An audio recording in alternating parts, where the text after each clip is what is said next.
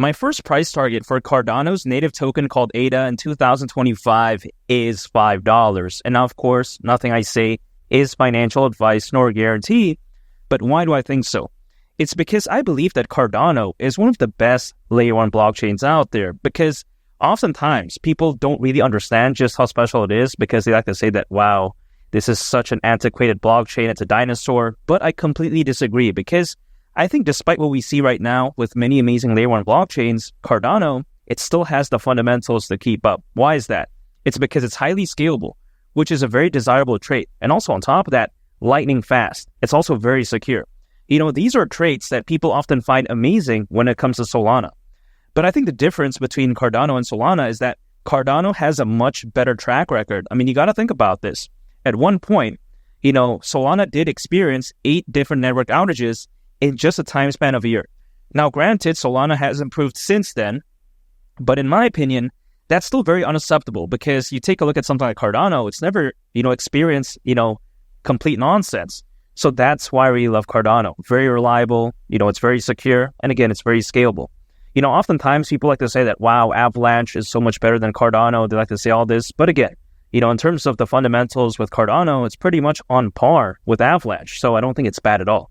Now, when people like to say that, oh, Ethereum is fundamentally better, now this is where I completely disagree, because you take a look at Ethereum, sky-high gas fees, arguably not even scalable. Let's say I'm a developer and I want to build an AI project, for instance. Would I choose Ethereum or would I choose Cardano? Hands down, I'm going to choose Cardano. I don't want to deal with nonsense gas fees or scalability issues, allegedly.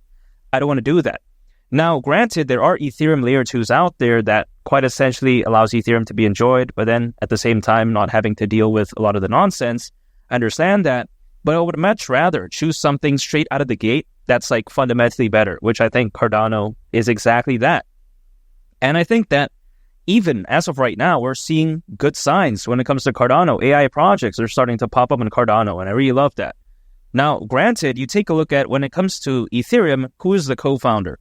Charles Hoskinson. You take a look at who's the founder of Cardano. It also is Charles Hoskinson, which is kind of, amazing to think about, kind of crazy in a sense.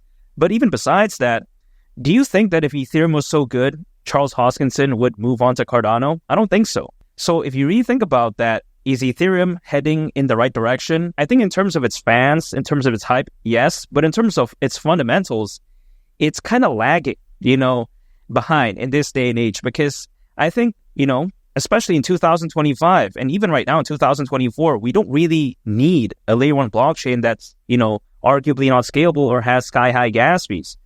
Now, granted, Ethereum, due to the amount of fans and projects, it's still going to do well, in my opinion, in the future. But I think Cardano just has a much higher ceiling in terms of the projects that are on it. Because, again, if I'm a developer and I don't really care about fans or hype, of course I'm going to be choosing something like Cardano, which I think is much better. So I really love that. Now, let's not, forget about this as well. I did mention about the AI projects on Cardano, and I think this could be so huge for it, because you take a look at the AI market. According to Grandview Research, by 2030, it's predicted to be worth nearly $2 trillion. So yeah, that's a very insane amount. The GDP of Canada, back in 2022 was around $2 trillion. So yeah, this is insane. It's actually bigger than some countries' GDP, if you really think about it. But even besides that point, there's also over 2,000 projects building and thriving on Cardano. So yeah, it's not bad by any means. Activity is still amazing. Fundamentally, it's fantastic. Has it been around for quite a while? Yes. But it doesn't mean it's bad. It doesn't mean it's antiquated. And if you take a look at Cardano, very early on, everyone kept mocking it, saying it was a very bad layer 1 blockchain. Proves a lot of people wrong. And I think it's going to prove a lot of people wrong yet again, hypothetically speaking, because during this bull run, as my first price target, ADA, its native token, going to the price of $5, that wouldn't surprise me whatsoever. Now, my second price target is ADA at the price of $7.50. Which some people may think is insane, because they take a look at $5, they're like, oh man, this is crazy. What are you talking about, $7.50? But in my opinion, it could very well be a reality, because if ADA were to go to that price, considering its current circulating supply, at that point, market cap would be around $262 billion. But again, this isn't crazy, because if you take a look at Ethereum, now Ethereum at one point reached over $550 billion in market cap. Now it depends on the website or exchange. Let's say we say it's 550 billion. But even then, This is like way more than what ADA would have at the price of $7.50 considering current circulating supply. And I don't think, again, Ethereum is much better than Cardano. And you have to take this into consideration. When Ethereum reached this back in 2021, the crypto space overall wasn't as poppin', I would say, as it is right now. Because you take a look at how back then, there was far less crypto owners, only around 300 million crypto owners, even during the peak of that bull run, keep in mind. So it's actually not that impressive. Right now, we have over 600 million crypto owners, according to Crypto.com research. So you could only imagine the FOMO buying pressure and buying volume. I think it's going to be insane. So again, ADA at the price of $7.50, I don't see why not during this bull run. I think it could be so special, especially with the sheer amount of crypto owners. Now, my next and final price target is ADA at the price of $10. And if you've been watching my videos for quite a while now, you'll know that this is my most bullish case price target. But why is that? Because I believe that it's not unrealistic. Again, you have to take into consideration the sheer amount of crypto owners, which I just mentioned, previously.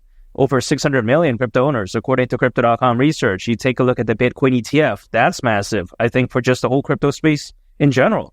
You take a look at the number of institutional investors. It's just through the roof. Enterprise adoption. I mean, these are all, perfect recipes, in my opinion, which could very well allow for such an amazing bull run. And I really can't wait because, again, you take a look at when it comes to Bitcoin, going to the price of $150,000 at least with all those amazing factors, I don't see why not. It wouldn't be crazy. Now, if Bitcoin were to reach that, you could only imagine what would happen to altcoins at that time. Something like ADA, I think it's going to go along with the ride, especially, again, Cardano with a very amazing community. ADA, it's listed in so many major exchanges. Exposure is fantastic. Keep in mind as well, Cardano, amazing amount of projects. I get it. It's not as established as Ethereum, but man, it's amazing. When I consider that trajectory, and again, when I consider just how amazing Bitcoin could be and the amount of crypto owners, ADA at the price of $10 during this bull run, I don't know why it's crazy. Some people like to say that, but I don't really think so. Now, you have to take this into consideration as well. The peak of the bull run, it's not going to happen like tomorrow though, because I'm taking a look at 2025. Now, why is that the case? Because typically altcoins, they've been known to peak around 6 to 18 months after a Bitcoin halving event, historically speaking. Now, the Bitcoin halving event happened back in April. So 6 months, historically a very best case scenario, that would be October of this year, which I would actually be very soon.